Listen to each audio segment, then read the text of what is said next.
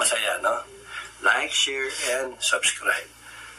So, nung kausap ko si Commandant, sabi nga niya, natatakot sila na kung may mangyari man sa akin, excuse me, mamidya. So, dadalhin ako sa Baguio City, doon sa BGH na lang, para doon ako matreat. Sa totoo nga lang daw nag-ano daw sila nagpa-party sila at that time na birthday kasi ni Superintendent General Somel. They have to cut it short nung nabalitaan nila na meron daw Kadete Enrique na nasaksak sa lake, fencing accident. Tapos tinanong ako ni Colonel Enrile kung sasabihan nila yung parents ko. Mas maganda daw sabihan nila.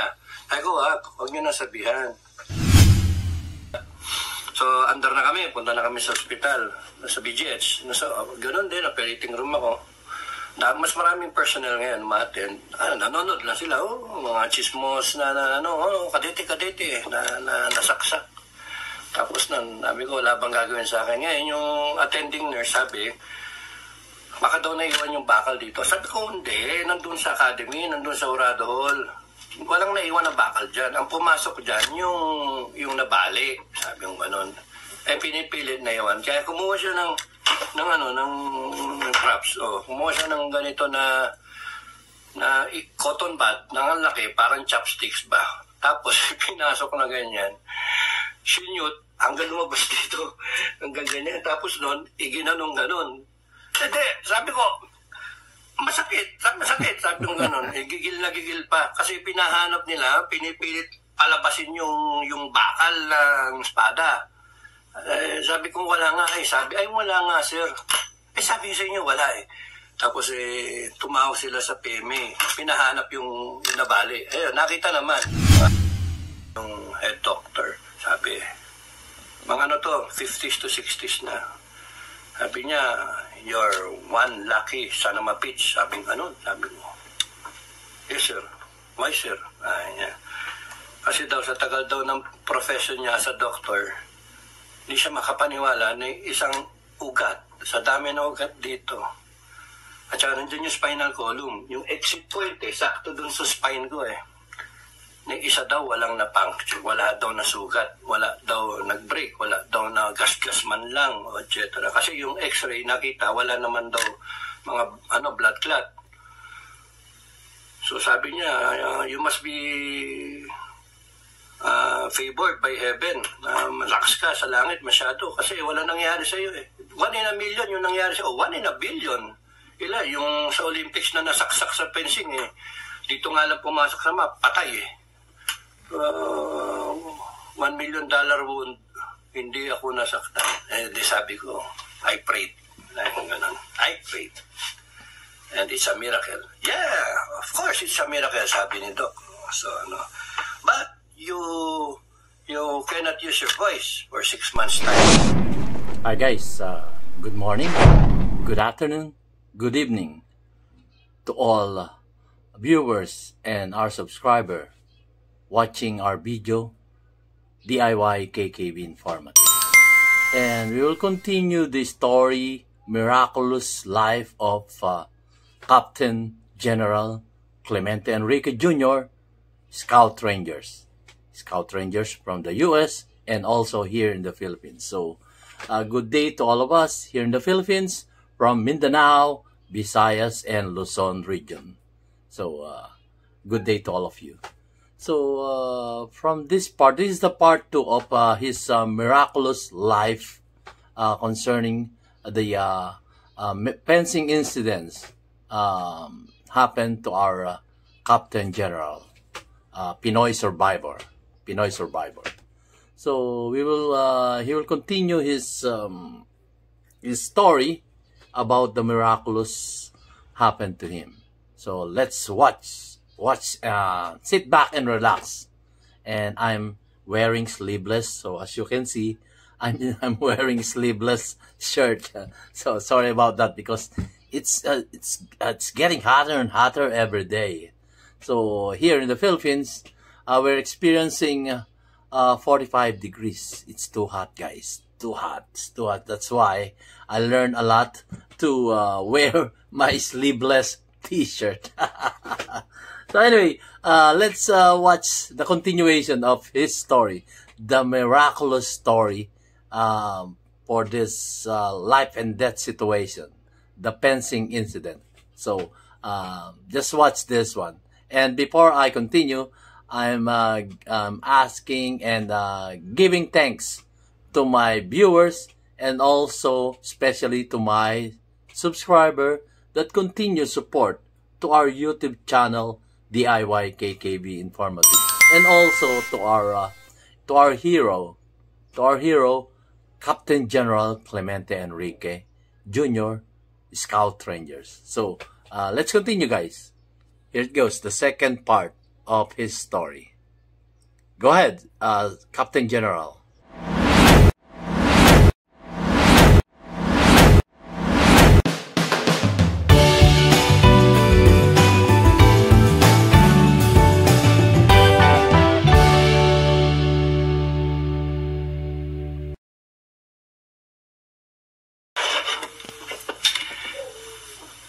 Hello everyone.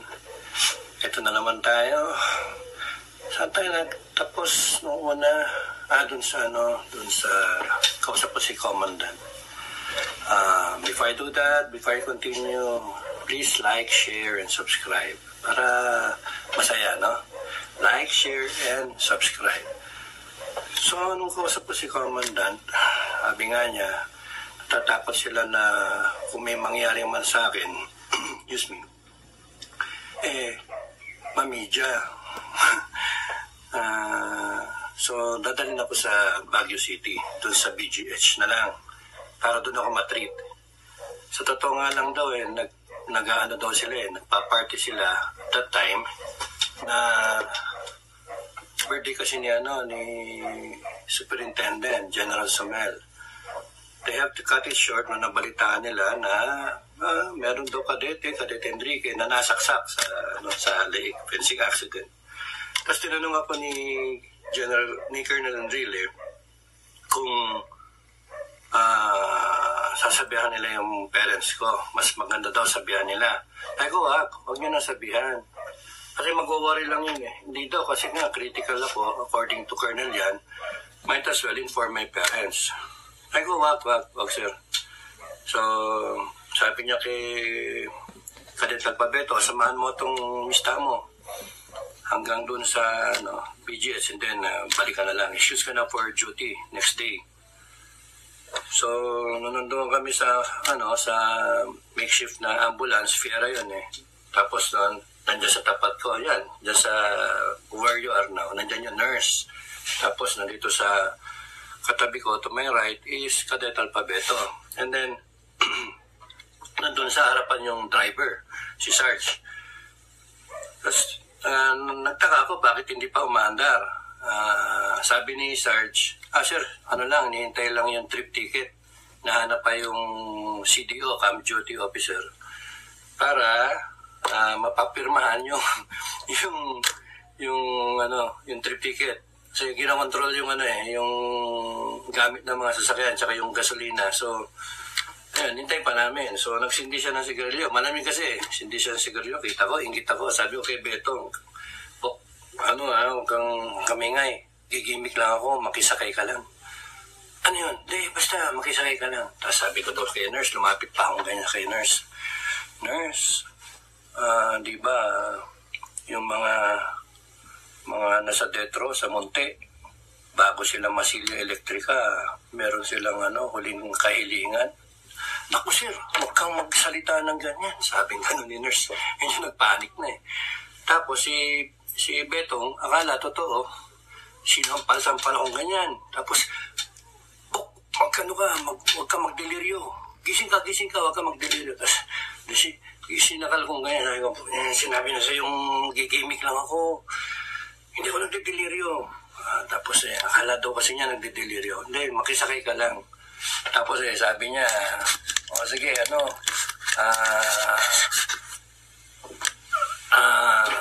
nurse, nagtuloy ako, sabi ko, nurse, ba, yung mga napapanood natin ng mga sine, na mga war film. Ubo-ubo pa yung maraming tama ng bala doon, nakaratay doon sa doon sa stretcher ng medic. Ubo-ubo pang gano'n eh. Pwede bang humiling ng huling kahilingan bago ako pumanaw? Sabi gano'n. Tapos nanginginig pa nga, di ba, Mina? Meron pang sulat na ganyan. May sulat na, meron pang, ito, prop. May sulat na ganyan. Iabot mo sa nanay ko. Duguan yung sulat. At iabot mo yung sa nanay ko sa asawa ko. Ganon, di ba? De si nurse, wala, panic mode na si nurse. Tuwan-tuwa naman ako bad ko, no? Tuwan-tuwa naman ako kasi, sir, ako, anong hiling nyo? Sabi ko, pwede ba mag-yosi? Tawa. Pwede ba mag-yosi? Sabi, Sarge, bigyan mo nga na sigarilyo sila Cadet Enrique. Natatawa si Sarge. Inabot yung kahan niya, Marlboro, pula eh. Ka-vibes. Dalawa na daw ako. Hindi, tama na isa lang. Sinde ko. Sarap, sabi ko. Kita mo na book. Talent. Yosi tayo. Smoking outside barracks in athletic uniform. Di ba? O, anong offense yan? Sino magdi-DR sa atin? Sabi ko nga. Siyempre, mas malaki yung parusa ko. Imagine that, guys. He is in a life and death situation that time. And he thinks and asks for a cigarette. You know, guys, here's the thing. Ganito lang yan eh. Pagka kayo natetense, like for example, si Sir Dado, I just make some comment on that situation. You are in a life and death situation. So, probably, nung humingi siya ng sigarilyo, kahit itanong natin, let's ask our smokers, bakit kayo nag-smoke? Why are you smoking? Ang reason dyan, guys, ganito. Kasi nagpapalit siya ng tense. Tensionado na siya eh. That time eh. Imagine life and death. So, ikinuwento lang niya yung part na yon. Pero, the truth is, sa akin lang palagay, the truth is, natetense na siya. Kasi, any moment, pwede siya mamatay that time. So, nag-smoke siya to relieve tension. Yung mga smokers, alam yan. To relieve tensions, natetense sila. Yung iba naman, ang dinadahilan, kaya sila ninigarilyo pampalipas oras. Pero hindi, relieve tension. Natetense na siya eh. Kasi, imagine, nasaksak ka dito ng fencing equipment, tapos tumagos dito sa batok. Yun nga, pinakita sa akin sa Dado yun, yung peklat niya rito sa batok. Umalbok yun dito sa batok. Pinahipo niya sa akin, tinignan ko talaga. Ginanong ko pa alam ba, ito yung batok. Talaga, ginungudgod ko pa yung mata ko doon sa batok niya. At totoo, tapos sinihimas-himas kong ganun. Talaga na siya, umusble. Kumbaga tumambok. So, for the reason, I think, na is just relieving tension. Natetense na siya eh. Yung feeling niya talagang natetense na siya. So, yun. Kinuwento lang niya, making a joke para hindi neutralize niya yung kwento niya. Pero that time, I'm thinking that, yun, natetense siya that time. Kaya siya humingi ng sigarilyo. Tapos neutralize niya yung kanyang kwento. So, ituloy natin, guys. At totoo yan. Pampalis ng tension yung sigarilyo eh. Pero huwag kayo maninigarilyo. It's bad for your health. So, i-continue natin, guys. Nakakatawa itong kwento niya eh. Tuloy natin. Ito po. Siyempre, mas malaki yung parusa ko kasi ako, first captain eh. Nakakita ng Yosi na first captain na nasa labas ng barracks. Maling example. Anyway, sa amin, to explain that, sa aming mga kadete kasi, it's a boring schedule. So, lagi kaming nagtitake life. Yung you take the consequence for your actions. So, you try to violate regulations para may thrill. Yun. So, at that time and moment, hindi ko naisip yung sugat ko. Naisip ko lang, wow, sarap mag-violate na regulations. Wala naman nakatingin eh. Yung nurse lang, tsaka si Sarge. Ewan ko, si commandant ko nandun pa. At Yosi. So, bati kami ni Betong, pak, tawanan kami. Tapos nun, si nurse nakaganon lang, inaantok dosing na si nurse. Tapos sabi ni Betong, nung pagka-puff kong ganyan, sabi niya, gumaganyan siya, nanginginig. Bakit, Bok? Bok, may lumalabas na usok dun sa batok mo. May lumalabas na usok daw dito, tsaka dito. Sabi ko, ganun ba? Talagang butas, Talagang tagusan. Kita mo na ang ginawa mo sa akin. Sabi ko ganun. Kinonsensya ko, Sabi ko, singo si nurse. Naka na Yossi. Tapos nagpapakong ganyan. Tapos, nurse. Ginanyan ko, nurse. Ano na ka? Lumabas yung usok dito, tsaka dito.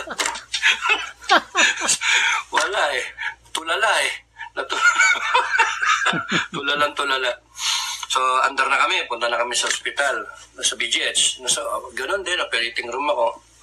Mas maraming personnel ngayon ma-attend.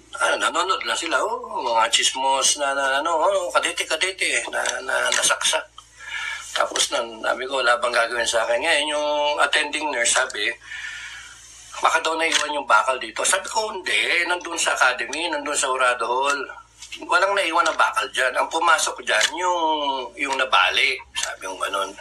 Pinipilit na iwan. Kaya kumuha siya ng props. Kumuha siya ng ganito na cotton bud, na ang laki, parang chopsticks ba. Tapos, pinasok na ganyan. Sinyot, hanggang lumabas dito. Hanggang ganyan. Tapos noon, iginanong ganun. Hindi, sabi ko, masakit. Sabi ko ganun. Gigil na gigil pa. Kasi pinahanap nila, pinipilit palabasin yung bakal ng espada. Sabi ko, wala nga. Sabi, wala nga, sir.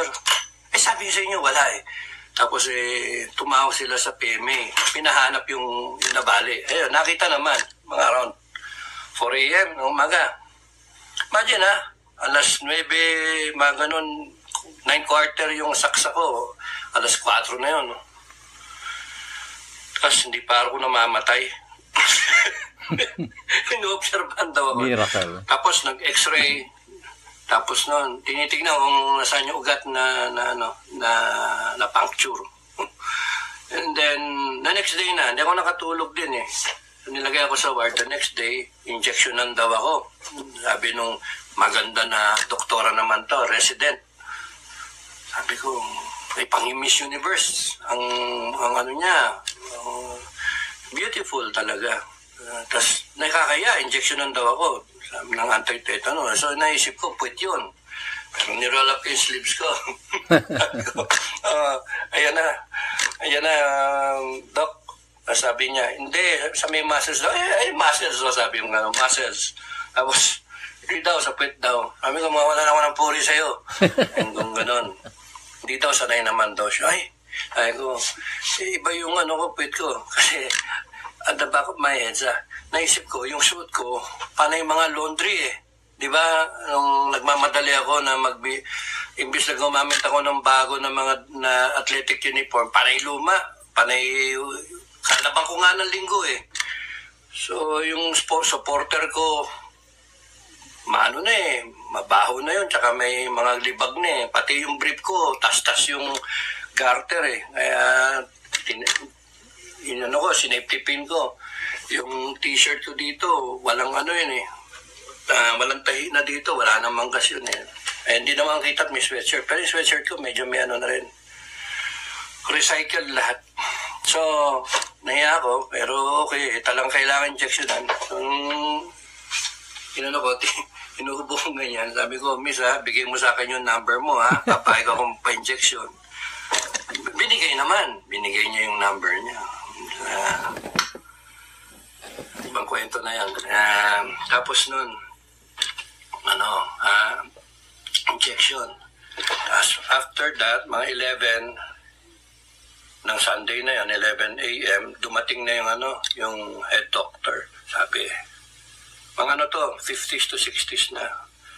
Sabi niya, you're one lucky son of a bitch. Sabi ko, yes, sir.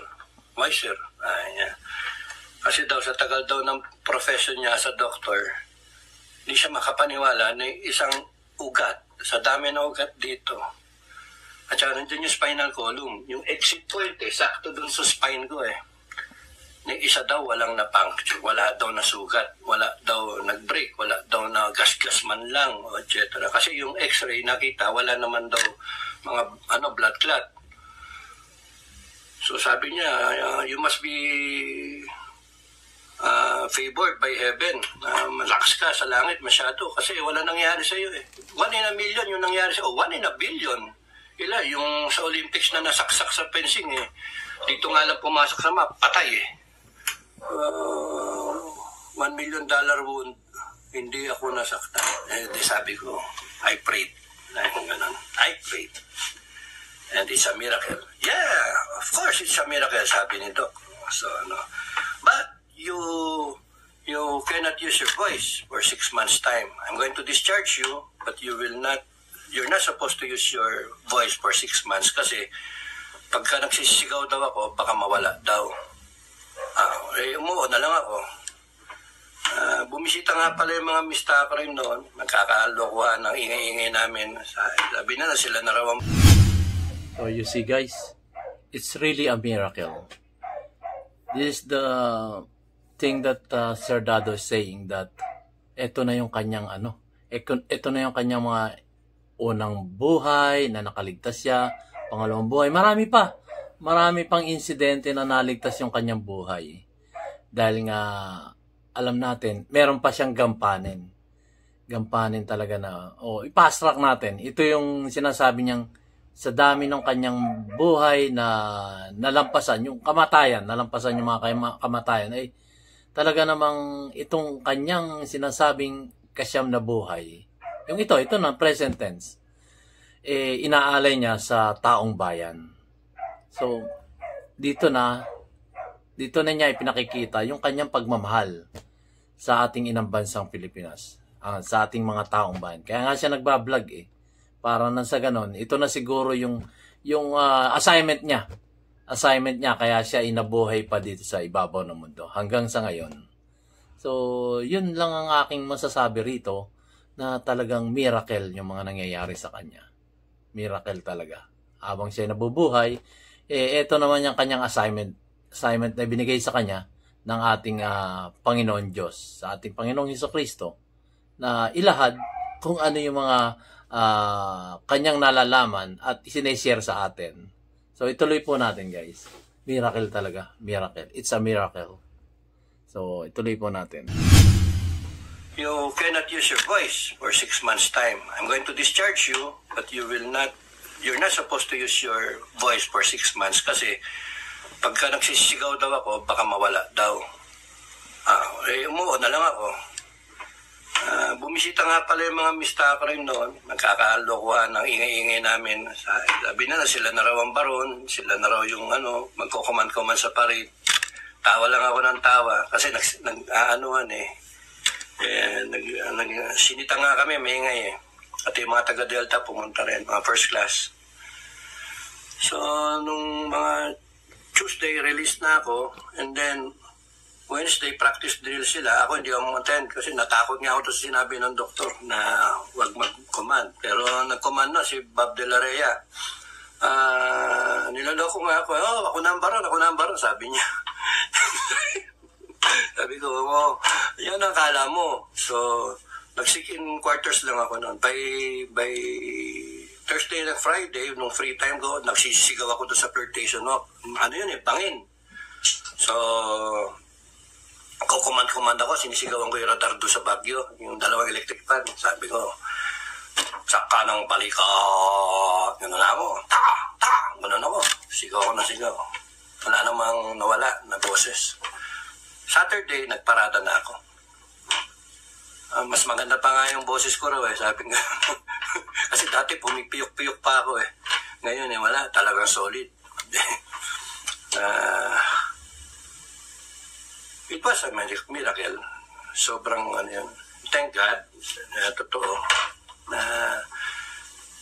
Who would have known, no? Kamay niya. Grabe yun.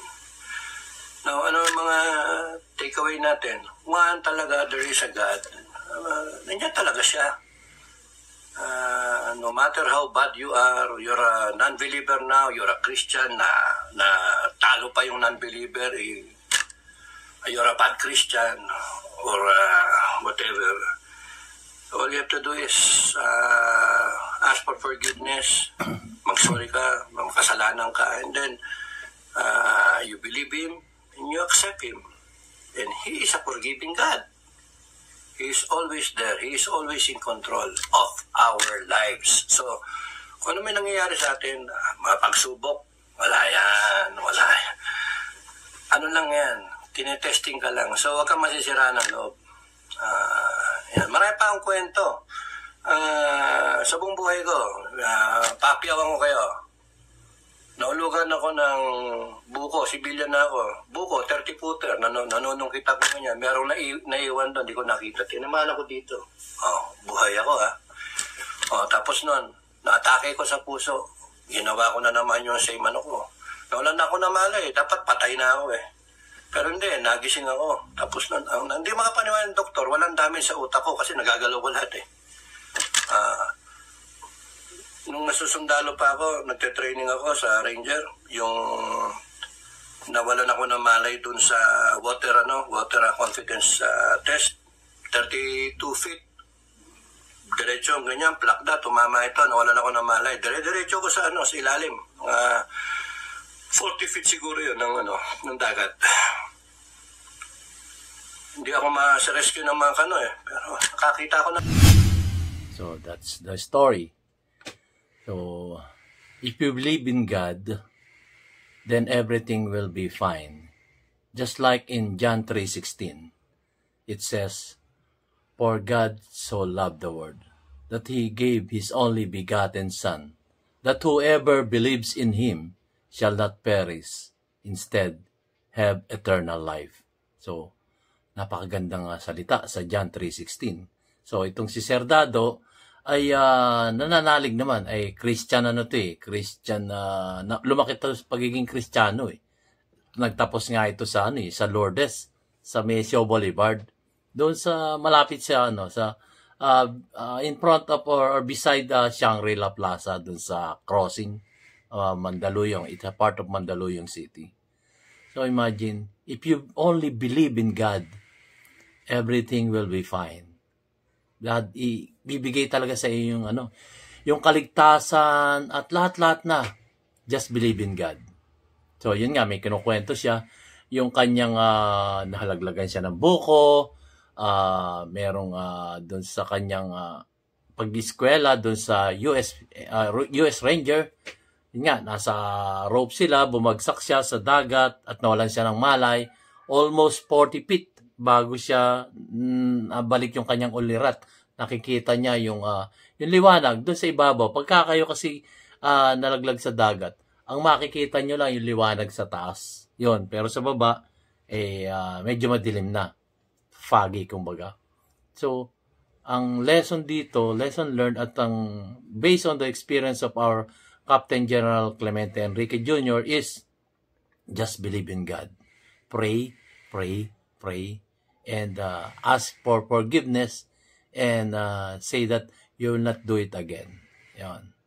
That's the only thing that we can survive in this world. So that if we will be going there on the last part of our life, then we can say to our Almighty God that I did everything. I did all good things in this world. So let's continue, guys. Papiyawan ko kayo. Naulugan ako ng buko, sibilyan na ako. Buko, 30-footer, nanunong kita ko niya. Merong naiwan doon, di ko nakita. Tinamaan ako dito. Buhay ako ha. Tapos nun, naatake ko sa puso. Ginawa ko na naman yung same ko. Nawalan na ako na malay, dapat patay na ako eh. Pero hindi, nagising ako. Tapos nun, hindi makapaniwala ng doktor, walang damage sa utak ko kasi nagagalaw ko lahat eh. Nung nasusundalo pa ako, nagte-training ako sa Ranger, yung nawalan ako ng malay dun sa water confidence test, 32 feet. Diretso, ganyan, plakda, tumama ito, nawalan ako ng malay. Diretso ko sa sa ilalim. 40 feet siguro yun ng dagat. Hindi ako ma-rescue ng mga pero nakakita ako ng liwanag. Nung sobrang ng tubig akong nainom, nakakita ako liwanag. And then, I'll subscribe, share. Huwag kakalimutan, automatic na yan. Like, subscribe, and share.